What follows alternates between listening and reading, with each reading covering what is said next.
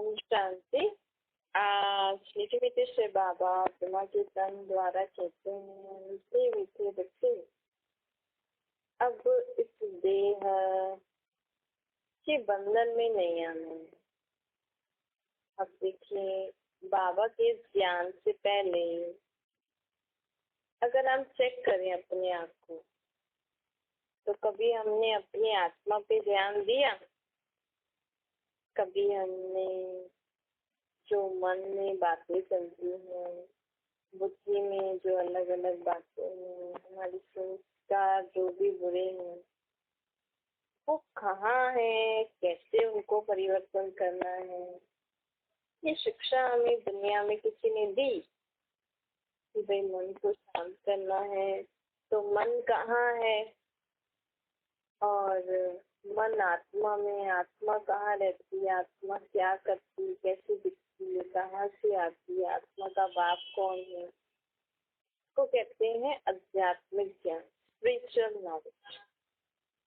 ये नॉलेज जैसे बहुत जरूरी है। जैसे दुनिया में लोग शरीर निर्वाह के लिए पढ़ाई पढ़ते हैं ना, बचपन से बच्चों को पढ़ा लिखा शुरू कर देते हैं ताकि बड़े हों तो क्या करेंगे, पढ़ लिख कर अच्छा कमाएंगे। कमाने के बाद क्या होगा?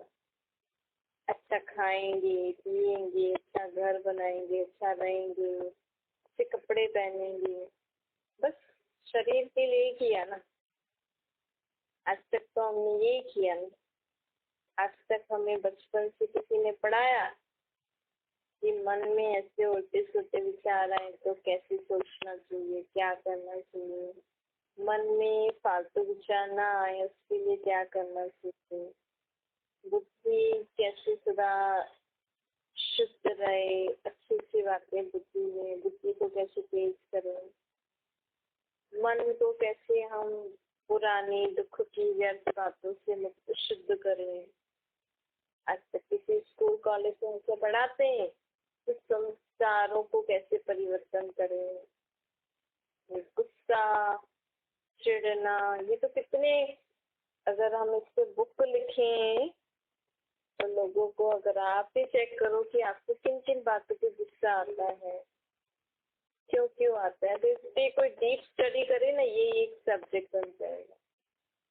तो बाबा हमें ये सब पढ़ाते हैं जो दुनिया वाले नहीं पढ़ाते। तो ये सिर्फ स्पिरिचुअल नॉलेज ना देने के कारण आज देखो, कोई पढ़ लिख के अच्छा कमा रहे हैं, अच्छा जी रहे हैं, लेकिन उनका मन अशांत है, उनका बुद्धि ठीक रीति निर्णय नहीं ले पाती, उनके संस्कार अच्छे नहीं है। सिर्फ पैसे कमाना ही थोड़ी होता है कुछ। फिर हम कहते हैं उनको कि आपने इतना पैसा कमा लिया लेकिन आपको बोलने का ढंग नहीं है, आपको अच्छे मैनर्स नहीं है, अच्छी सोच नहीं है, आपकी अच्छा व्यवहार नहीं, क्योंकि ऐसी शिक्षा देने वाला कोई स्कूल है ही नहीं, कोई टीचर है ही नहीं। क्यों? क्योंकि पहले तो ये जानना है कि ये सब विचार, मन, बुद्धि, संस्कार कहाँ होते हैं, कैसे उनको परिवर्तन कौन कर सकता है, इसके बारे में डीप नॉलेज चाहिए ना। यही जैसे शरीर के ऊपर लोग रिसर्च करते रहते हैं ना, हर बॉडी पार्ट पे पहले लोगों ने कुछ न कुछ किया होगा, क्या कैसे कैसे बॉडी, सिर्फ लोगों ने बॉडी के बारे में स्टडी की होगी। यहाँ दुनिया में बहुत सारी और स्टडीज होती रहती हैं पिक्चर के ऊपर, फ्रूट्स, वेजिटेबल्स, किस किस को खाना चाहिए, कब कब खाना चाहिए, आजकल तो बहुत रिसर्च चल रही है।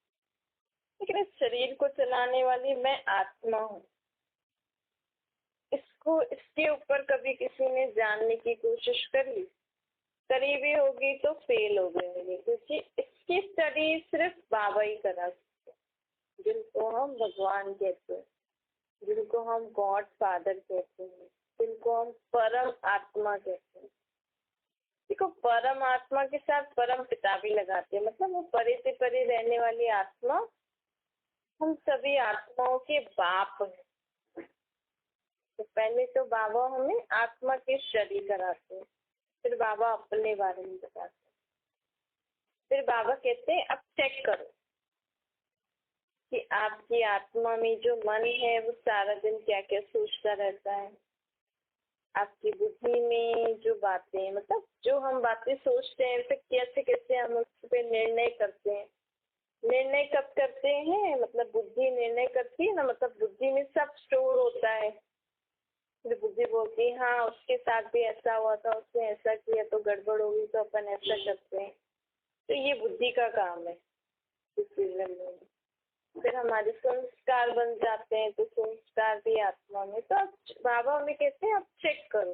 पहले तो बाबा हमें अपने बारे में आत्मा, फिर परमात्मा, फिर बोलते हैं आप चेक करो कि आपका मन क्या सोचता है, बुद्धि कैसे काम करती है, संस्कार कैसे, फिर अपने अंदर विकार कौन कौन से, काम, क्रोध, लोभ, मोह, अहंकार, ईर्ष्या, द्वेष। अगर आप इसको चेक करो, इतनी डीप स्टडी है ये, आपको टाइम ही नहीं मिले और कुछ करने को। मतलब शरीर निर्वाह तो करोगे लेकिन हमारा मन बुद्धि इसमें ही बिजी हो जाएगा। फिर यही अपने आप को चेकिंग करना और बाबा की आदत चेंज करना। सपने में भी तो होता है ना, हम सोचिए कि मुझे क्रोध खत्म हो गया अभी, लेकिन सपनों को भी चेक करो, मुझे सपने कैसे कैसे आ रहे हैं। क्योंकि यही हमारी आत्मा में जब तक स्वच्छता नहीं आएगी ना, जब तक क्लीन नहीं होगी, मतलब टोटली हमें अपने आप को पीसफुल बनाना है, हैप्पी बनाना है। में हमारे संकल्प, बोल, कर्म, स्वप्न भी हमारे शांतमय, सुखमय, खुशी वाले हैं। इसको कहते हैं जीवन मुक्त अवस्था। सब जीवन में रहते हुए भी सब दुख परेशानियों से, सब बंधनों से मुक्त के लिए हमें बाबा ये स्टडी करा रहे हैं, आत्मा परमात्मा। फिर बाबा हमारे मन में जो अलग अलग प्रश्न होते हैं ना, कईयों के मन में प्रश्न होते हैं, मेरे साथ ऐसा क्यों हुआ, मुझे सब ऐसा क्यों बोलते हैं, मेरा जीवन ही ऐसा क्यों है, मैंने क्या पाप कर्म किए हैं, अब क्या होगा। ऐसे प्रश्नों का उत्तर देने के लिए बाबा ने हमें किसका ज्ञान दिया, सृष्टि चक्र। इस सृष्टि पर पहले सत्युग था, फिर त्रेता, फिर द्वापर, अब कलयुग। तो अब बाबा जब हमें सृष्टि चक्र का ज्ञान देते तो हमें समझ में आ जाता है ना, भाई हमारी ही पास्ट के किए हुए कर्मों का भुगतान हम भुगत रहे हैं। कैसे कर्मों को भी कूटते हैं ना लोग, है मेरे कर्म, लेकिन समझते नहीं है कि वो कर्म मैंने कब किए। क्योंकि शास्त्रों में लिख दिया है कि 84 लाख योनियों में जाने के बाद फिर मनुष्य जैसा जीवन मिलते। तो सोचते हैं कि हमने पाप कब किए जो हमेशा, ठीक है, 84 लाख योनियों में कैसे आत्मा, मनुष्य आत्मा जा सकती है, जा सकती है। आप खुद ही सोचो, क्या हमारी मनुष्य की आत्मा है, तो मनुष्य की आत्मा अगर बुरे कर्म करेगी इस जन्म में, तो क्या वो दूसरे जन्म में कुत्ते जैसा शरीर लेगी, हाथी जैसा शरीर लेगी, तो जैसे भी कर्म करेगी वैसा शरीर लेगी। अगर ऐसा है तो समझो, अगर वो कुत्ते जैसा शरीर लेगी, है ना, तो उस आत्मा का तो किससे हिसाब किताब होगा, मनुष्य से हिसाब किताब होगा ना, क्योंकि इस जन्म में तो उसका मनुष्य से हिसाब किताब है। तो दूसरे जन्म में कुत्ता बन के फिर आप जिसके साथ हिसाब किताब होगा उन लोगों के आसपास ही रहेगी, वहाँ पे ही उनको परेशान करेगी। पर आज तो बहुत कम जानवर हैं जो घरों में रह रहे हैं और ऐसे महलों में, मतलब बाकी आत्माएं कहाँ गई, बाकी सब मनुष्य कर ले रही, क्या है, मतलब इतना मिक्सचैरिटी कर दिया है ना लोगों ने। तो बाबा कहते हैं जैसे आम के बीज से बोएंगे तो आम ही निकलेगा, आम का बीज बोएंगे तो केला तो निकलेगा नहीं। ऐसी मनुष्य आत्मा मनुष्यता लेकर ही कुत्ते जैसा जीवन जीती है दूसरा जन्म। आज आप देख ही रहे हो मनुष्यों को जीव जानवरों जैसे जेल में बंद कर देते हैं। मनुष्य को, मनुष्य कुत्ते जैसे चिल्लाता है, शोर करता है, कई लोग एक दूसरे को काटते भी हैं, दांत जानवर जैसे लड़ाई भी करते हैं। तो मतलब दूसरे जन्म में उनके का जानवरों जैसे हो जाते हैं, हमेशा आत्मा मनुष्यता नहीं लेती। तो बाबा कहते हैं कि अब मैंने जो तुम्हें ये ज्ञान दिया, आत्मा, परमात्मा, सृष्टि चक्र, इन तीन बातों को अगर हमने अच्छे से समझ लिया ना, तो हमारा जीवन में हम क्या बन जाएंगे, समझ के फिर धारण करके अपने को परिवर्तन कर लिया तो हम देवता जैसे बन जाएंगे। क्योंकि ज्ञान अपने स्वभाव संस्कारों को परिवर्तन करने के लिए, देवता था जिसमें दैवी गुण, दैवी संस्कार, दैवी शक्तियाँ। देवता था देने वाला, सिंपल है, देवता था देने वाला, जो अपनी वाणी से भी लोगों को अच्छा कुछ दे, अपने कर्मों से लोगों को गुणों का दान करे, अपने मन से औरों के लिए शुभ भावना, शुभकामना करे, वो होता है देवता। तो ये कब होगा, जब हम अपने को परिवर्तन करेंगे। आज आप देखो, अगर आप कल आपको बोले बाबा कि आप देवता बनने वाले हो, और आप चेक करो, आज आप चेक करो अभी, क्या आपको कोई गाली दे तो आप मन से उसके लिए अच्छा सोच के उसको अच्छा दे सकते हो। अगर आपको कोई गाली दे रहा है तो मन में उसके प्रति शुभ भावना आएगी कि बाबा इस आत्मा के लिए गाली देने के संस्कार खत्म हो जाए, ये भी अच्छी बन जाए, ऐसा विचार आएगा। अगर आएगा तो अच्छी बात है, आपने वो अचीव कर लिया। लेकिन अगर नहीं आएगा तो वो अचीव करना है, वो स्टेज हमें अचीव करनी है। बाबा को याद करके अपने को परिवर्तन कर, एक बार ट्राई करो, 2 बार, तीसरी बार, होगा ही सही। नहीं, क्योंकि बाबा की शक्ति है ना, बाबा को साथ करोगे ना हो गई।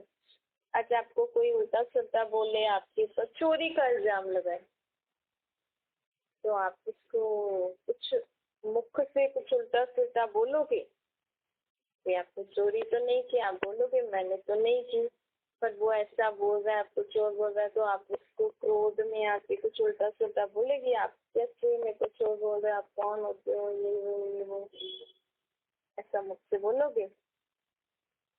कि मुख से कुछ शांत से बाबा को याद करके, शांत से, शांत अवस्था में उनको बोलोगे कि नहीं मैंने तो नहीं करी, पता नहीं आपको जो लगे आप चेक कर लो।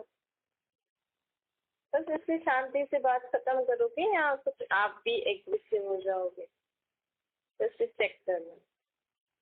फिर ऐसे ही हमारे हर कर्म द्वारा लोगों को कुछ सीखने को मिल रहा है। मतलब जब भी हम कर्म करें ना, तो हमें यही सोचना चाहिए, बाबा कहते हैं कि मुझे कोई फॉलो कर रहा है, मेरे हर कर्मों से लोग सीख रहे हैं, तो मुझे ऐसे ही कर्म करने चाहिए ताकि लोग कुछ उससे कुछ सीख सके। तो क्या आपके ऐसे कर्म हैं? सब ऐसे आप किसी के संबंध संपर्क में आ रहे हो, तो आपको संबंध संपर्क में सबको आत्मिक स्नेह मिल रहा है, मतलब देना है ना, देवता बनना है तो संबंध संपर्क से भी दुआएं, आत्मिक स्नेह, शुभ भावना, शुभकामनाएं अच्छे से देनी है। आपकी सब सोच आपकी सबके प्रति कैसे चलती है, आप सोच से भी सबको देते हो। समझो किसी ने आपके लिए बहुत कुछ बुरा किया हो पास्ट में, तो आप उन बातों को सोच के अभी आपके मन में क्या फीलिंग आती है उनके प्रति? उनको माफ करने की फीलिंग आती है, उनको ब्लेस, उनको भी अच्छी शुभ भावना, शुभकामना की फीलिंग आती है, या बुरे विचार आते हैं कि उनके साथ भी ऐसा हो तो अच्छे पता लगेगा, ऐसे वैसे जो भी आते हैं ना। ऐसे हमें अपने आप को चेक करना है, मन, वचन, कर्म, संबंध, संपर्क, बोल, कर्म में वो सब आ गया। और दूसरा सपने, सपने में देखो आप, ऐसे तो नहीं बोल रहे, लेकिन अगर हमारे मन में कहीं होता है ना सब कॉन्शियस में, जिसका हम परछाई रूप में अगर होता है, तो सपनों में भी हम दूसरों का बुरा सोचते हैं या उनका बुरा हो या बुरा करते हैं, ऐसा लगता है। तो ऐसे ऐसे करके हमें चेक करना है। ये पढ़ाई बाबा हमें पढ़ानी है। क्योंकि अच्छी पढ़ाई पढ़ना, हायर पोस्ट पे पहुंच जाना, अच्छे पैसे कमाना, ये तो बहुत लोग कर सकते हैं, लेकिन हम अच्छी सोच रखें, हमेशा अच्छे बोल रखें, संबंध संपर्क हमारा अच्छा हो, हमारे जीवन में हमारे हर कर्म अच्छा हो, हर हर जो भी हम कार्य करें वो अच्छे शुभ भावना शुभकामना से करें, सफल हो, हमारे हर सेकेंड हर श्वास अच्छे कार्य में लगे। ये पढ़ाई बाबा हमारे साथ हमें पढ़ाते हैं। देवता अर्थात लोग सोचते हैं देवता अर्थात जो मंदिरों में मूर्ति रखी है बस वही देवता है, लेकिन आपने अगर ध्यान दिया हो तो वैसे तो देवताओं का इंसानों जैसे ही तो शरीर है ना, कोई देवता ऐसा कोई अलग से थोड़ी है तो इंसान जैसे ही शरीर है। तो लोगों ने उनको 4-4 हाथ दे दिए, ठीक है। वैसे तो देवताओं के 2 हाथ, 2 पाँव, 2 आंखें, 2 कान ऐसे ही होता है ना। तो देवता भी है तो इंसान ही, लेकिन उनकी मूर्तियों को हमने मंदिरों में रख रखा है। अब देखो ऐसे ही जो आजकल की दुनिया के गुरु हैं वो भी शरीर छोड़ते हैं तो उनकी भी समाधि बना देते हैं। आज गवर्नमेंट से कोई जाता है, जैसे गांधी जी गए, उनकी भी स्टैच्यूज बना लेते हैं। तो मतलब है तो ये सब भी इंसान है, लेकिन लक्ष्मी नारायण के मंदिर आलीशान बना रखे हैं राधे कृष्ण के, है तो वो भी इंसान है। राम सीता के भी बना रखे, लेकिन उससे कम ज्यादा वो मतलब दिखाते नहीं है, साधारण मंदिर होता है। फिर उसके बाद आप आओ तो ये जो धर्म पिताएं हैं, साधु संत सन्यासी, उनकी भी समाधि बना देते हैं, लेकिन वो भी नॉर्मल होती है। गांधी जी वगैरह की स्टैच्यू तो ऐसे ही सड़क पे ही बना देते हैं, धूप पड़ती रहती है उन्हें, तो वो भी ऐसे ही है। तो मतलब है तो वो इंसान ही, लेकिन इनमें इनकी इनके शरीर में जो आत्मा थी ना, जब ये लोग पाठ बजा रहे तो उनकी आत्मा में अच्छे गुण संस्कार थे, उनकी आत्मा शुद्ध थी। गांधी जी की तो नहीं कहेंगे, वो तो उन्होंने अच्छा काम किया इसलिए उनका स्टैचू बना दिया। ऐसे अब देखो मंदिर राधे कृष्ण और लक्ष्मी नारायण का मंदिर इतना अच्छा क्यों बना रखा है? क्योंकि उनकी आत्मा भी शुद्ध थी, मतलब अच्छे स्वभाव संस्कार थे, अच्छी सोच बोल कर्म थे, और उनका शरीर भी प्योर था, क्योंकि सत्य में योग बल का पैदाइश होता है ना, इसीलिए वो भी अच्छे इंसान थे।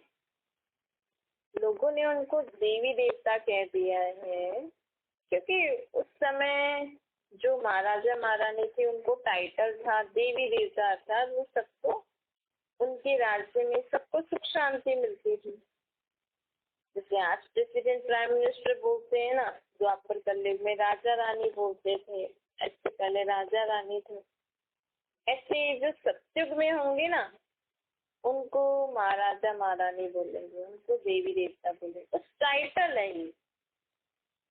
तो बाबा कहते हैं क्यों, तो हम भी इंसान वो भी इंसान, लेकिन उनमें और हमारे में फर्क क्या है? उनकी आत्मा और शरीर दोनों शुद्ध पवित्र है और उनके राज्य में सबको सुख शांति मिलती थी। फिर त्रेता में भी है तो त्रेता राम सीता भी देवी देवता हैं, लेकिन उनकी आत्मा जब इस सृष्टि पर थी तो थोड़ी सी कलाएं कम हो गई थी, तो उनके कलाएं कम होने के कारण उनका भी जो मंदिर आदि बना रखा है, भाई ये बहुत अच्छे लोग थे, इनके राज्य में सबको सुख शांति थी, पर थोड़ा सा कम हो गया था, दुख नहीं था, अपवित्रता नहीं थी, पर थोड़ी डिग्री कम हो गई थी, तो इसके लिए उनका कम मंदिर बना दिया। ऐसे ही फिर जो आज दुनिया में जो राजा रानी बहुत सारे होते हैं ना, हिस्ट्री में आपने पढ़ा होगा, इसका रोल था इसका रोल था, तो वो विकारी राजा रानी, इसीलिए उनके महल आदि अभी तक हैं पर ऐसे मंदिर आदि नहीं बना। फिर धर्म पिताओं के लोगों ने ऐसे बना रखे क्योंकि उनकी आत्मा शुद्ध थी, और जो द्वापर कलयुग में राजा रानी थे उनकी आत्मा और शरीर शुद्ध नहीं थे, पर वो दुनिया को संभाल के बैठे थे, इसलिए उनके मंदिर नहीं बनाते, महल है। ऐसे ही जो धर्म पिता है उनकी समाधि बना देते हैं। तो मतलब तो कि बाबा हमें क्या पढ़ाई पढ़ाने आए हैं? बाबा हमें कहते हैं सिर्फ शरीर के लिए ही कमाना, खाना, पीना, ये तो आपने द्वापर से करते आए हो। अब आत्मा की पढ़ाई करो कि मैं आत्मा कैसे मन द्वारा सोचती हूँ, बुद्धि द्वारा निर्णय करती हूँ, कैसे मेरे संस्कार बनते हैं, कैसे मैं शरीर से कार्य कराती हूँ, इसको स्पिरिचुअल नॉलेज कहा जाता है। जितना हम इस पढ़ाई पे भी ध्यान देंगे ना और अपने आप को परिवर्तन करते जाएंगे, अपनी आत्मा में दैवी गुण, दैवी शक्तियाँ, दैवी संस्कार भरते जाएंगे, उतना हमें आगे सत्य त्रेता में उतना धन संपत्ति मिलेगा। तो आजकल तो लोग इस जन्म के लिए विनाशी पढ़ाई से अपना शरीर निर्वाह के लिए, कमाने के लिए लोग बचपन से पढ़ते रहते हैं। वो भी सोचो बचपन से पढ़ रहे हैं, समझो पढ़ते पढ़ते शरीर छोड़ दिया तो इस जन्म की पढ़ाई यहाँ ही रहेगी, फिर दूसरे जन्म में फिर पढ़ना पड़ेगा नहीं।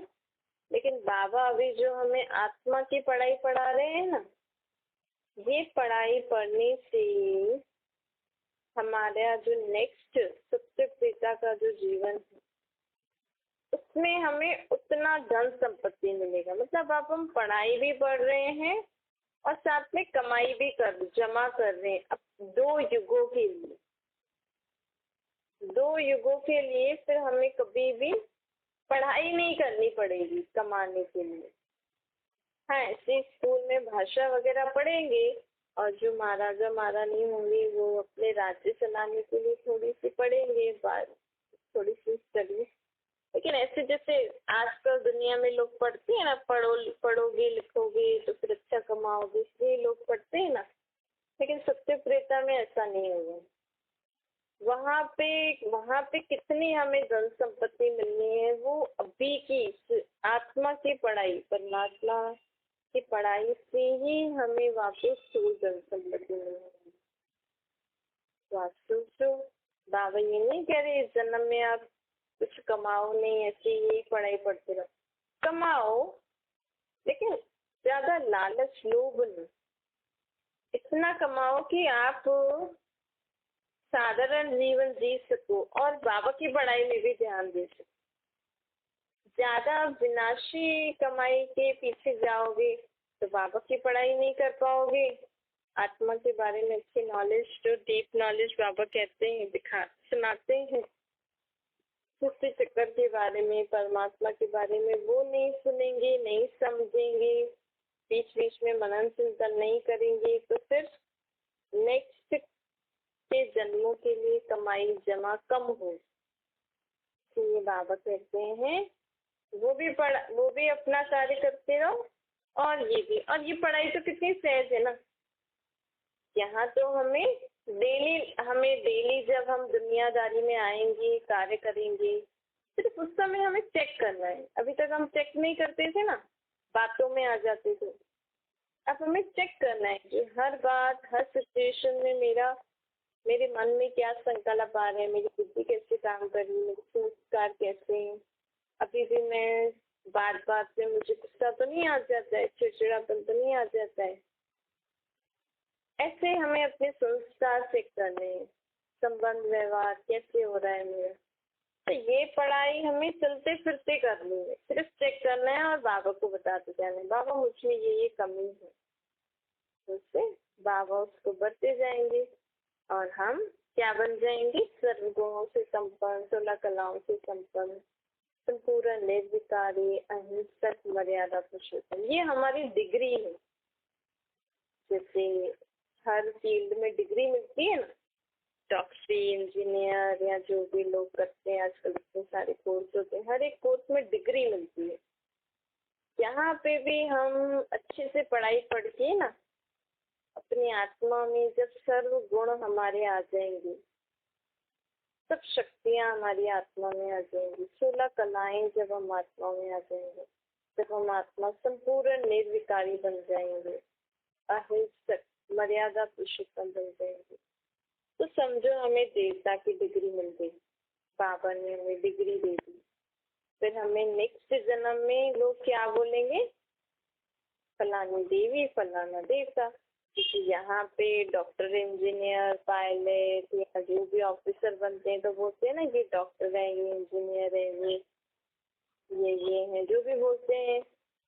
वैसे अभी हम इस पढ़ाई से जब हम ये डिग्री प्राप्त कर लेंगे तो हमें कौन सा टाइटल मिलेगा, देवी और देवता। तो देवी देवता मतलब ये नहीं कि सिर्फ जो भगवान सिर्फ मंदिरों में मूर्ति रखी हुई है वो तो भगवान है, ये है, नहीं, वो भी मनुष्य ही।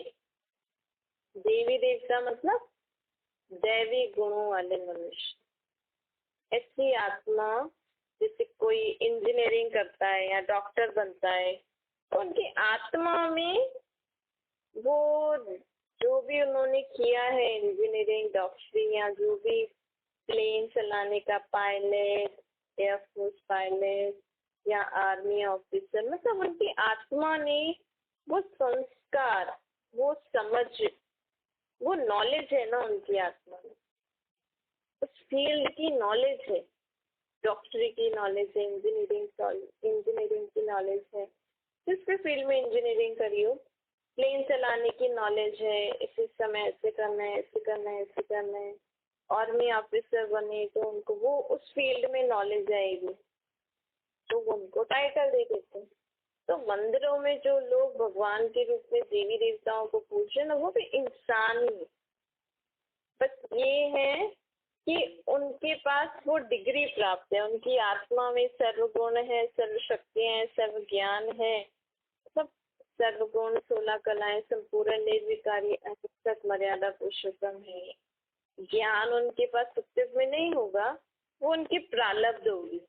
जैसे अभी अगर कोई इंजीनियरिंग पढ़े तो इंजीनियर बन जाएंगे, उसके बाद वापस थोड़ी इंजीनियरिंग बुक्स की वो पढ़ाई पढ़ते रहेंगे, वो नॉलेज थोड़ी रहेगी। मतलब ये समझ में आ गया आप इस फील्ड में ऐसे ऐसे करना है, फिर वो बुक्स वाली नॉलेज थोड़ी रहती है उनको, वो थोड़ी पढ़नी पड़ती है, वो थोड़ी याद होती है, फिर तो भूलते जाते ना, हाँ हमने पढ़ी थी, बस उनको अपने काम से, हाँ ये काम है।